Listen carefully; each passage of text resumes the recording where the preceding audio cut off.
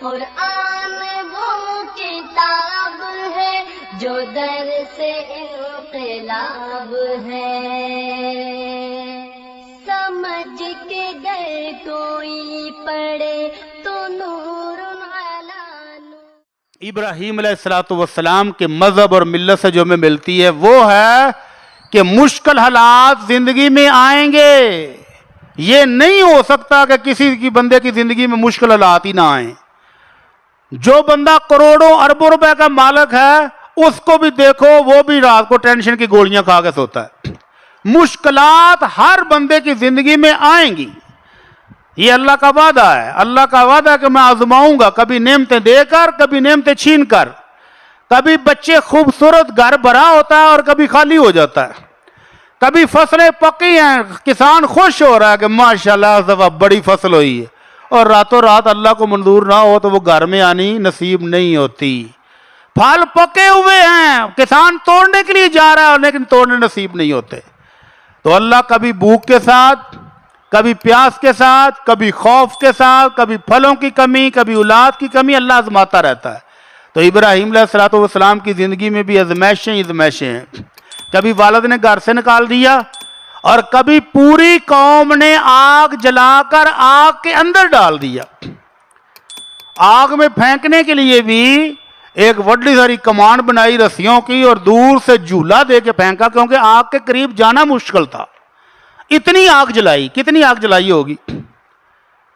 بعض روایتوں میں ہے کہ انہوں نے، لوگوں نے نظریں مانی کہ میرا فلاں کام ہو جائے تو میں ابراہیم کو جلانے کے لیے اتنے من لکڑیاں دوں گی، میں اتنے من ایندھن دوں گا، اگر ابراہیم کو جلانے کی نوبت آئی تو میری فلاں نظر پوری ہو جائے، میں اتنے من لکڑیاں دوں گا۔ جب خوب ڈھیر جمع ہو گیا، آگ جلائی تو آگ کے شعلے کہاں جا رہے تھے؟ کوئی قریب ہی نہیں جا سکتا تھا۔ تو ابراہیم علیہ السلام کو رسیوں کے اندر ایک جھولا بنا کر جھولا دے کے دور سے پھینکا گیا۔ اللہ کا نبی، جرم کیا ہے؟ یہ کہتا ہے کہ میرا رب ایک ہے، میرا اللہ ایک ہے، میرا عبادت گزار ایک، میرا عبادت کے حقدار ایک ہے، کوئی اور نہیں ہے۔ اس جرم میں آگ میں جب پھینکے گئے تو ابراہیم علیہ السلام آگ میں جب جا رہے تھے تو اس وقت ایک جملہ زبان سے کہا جو قیامت تک کے مومنوں کے لیے ہے۔ جب مشکل آ جائے تو ابراہیم علیہ السلام کو یاد کر لیں کہ ابراہیم علیہ السلام پر بھی مشکل آئی تھی، اور انہوں نے کیا کہا تھا؟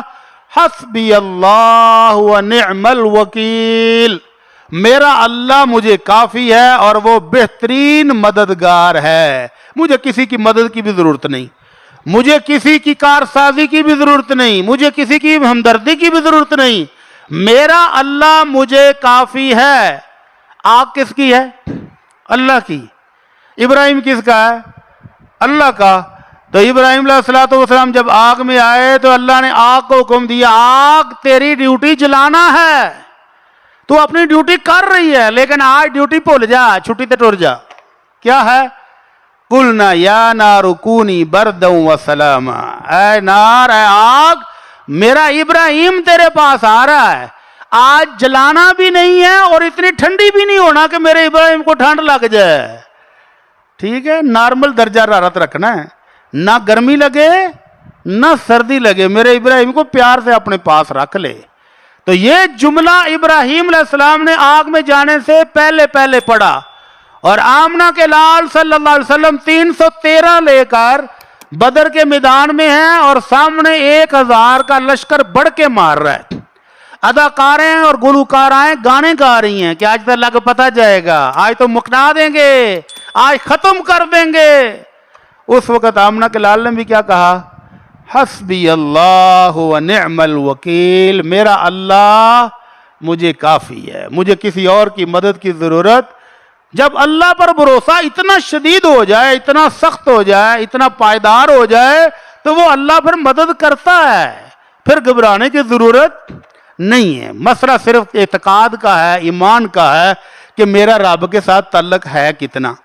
تو اسی ابراہیم کی آگ کو بجھانے کے لیے اللہ نے پرندوں کو بھی حکم دیا، تو پرندے بھی چونچوں میں پانی لا کر اس کے اوپر پھینکتے تھے۔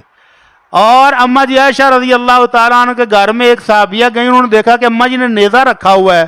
اماں جی تساں تو نہ جنگ تے جانا نہ جنگ لڑنی، نیزہ کس واسطے رکھیا جی؟ تو اما جی کہتی ہیں یہ جو چھپکلیاں گھر میں پھرتی نا میسنی میسنی، اللہ کے نبی صلی اللہ علیہ وسلم کا حکم ہے من قاتل وضقتن فی ضربۃ واحدہ فلہ مئۃ حسنہ، جو بندہ ایک ہی نشانہ کس کے مارے اور ایک نشانے میں اس چھپکلی کو مار دے اس کے لیے 100 نیکیاں ہیں، اور جو دوسری 2 ضربوں میں مارے اس کو 200 سے کم، اور جو 3 سٹا مار کے بمشگل مارے اس کو اور بھی نیکیاں کم۔ تو میں نے نیزہ رکھا ہے چھپکلی کو مارنے کے لیے، کیوں؟ یہ واحد بد نصیب جانور ہے جو ابراہیم علیہ السلام کی آگ کو پھونکے مار کے تیز کرنے کی کوشش کرتا تھا، کنی کو تیز ہو جائے گی یدی پھونک نال، لیکن بدقسمتی دیکھ لیں، لعنت دیکھ لیں، تا قیامت اس کو پھینٹی لگے گی، مارنے کا حکم ہے کہ مارو اس کو۔ شدید ترین زہریلا جانور ہے، اپنے گھروں میں بیٹھا دیکھ کر اس پر ترس نہیں کھائیں، نشانہ باندھ کے ماریں اور پھڑکا دیں۔ یہ آپ کی ٹوتھ پیسٹ کو چیک کرتا ہے، برشوں کو چمڑتا ہے، کھانے پینے کی چیزیں ننگی ہوں اس کے اندر منہ ڈالے گا تو شدید ترین زہریلا ہے، اتنا زہریلا کہ آپ کے تصور میں بھی نہیں ہے۔